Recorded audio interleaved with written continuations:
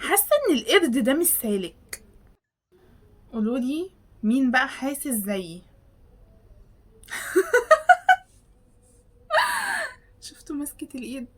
شفتوا الرومانسية اللي طالعة من القرد وانتي بتلومي على زوجك انه بصباص؟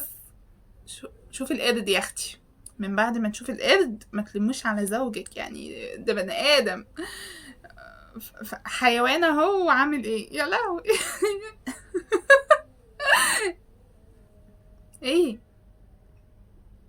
ايه يا عم القرد، اهدى على نفسك، مالك؟ انتوا متأكدين ان ده قرد يا جماعة، مش بني ادم متنكر في قرد؟ بوز القرد. اهو ده البوز بتاع القرد.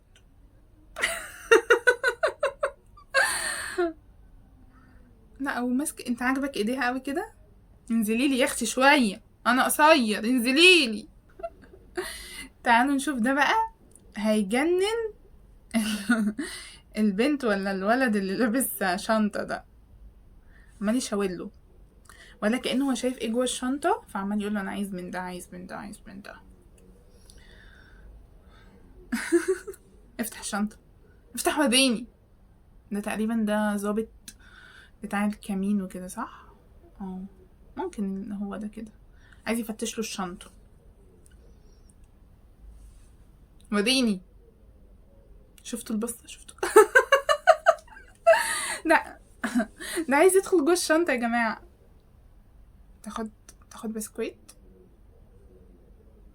هات اللي بعده. تفتح البسكوت ليه؟ مش عايز تفتح بسكوت. اللي بعده. مالك؟ حزن خلاص، هو زعل. اما الحيوانات دول عليهم حاجات. كلب. يا لا. يا لا. ايه ده ايه ده ايه ده ايه ده؟ مسخره.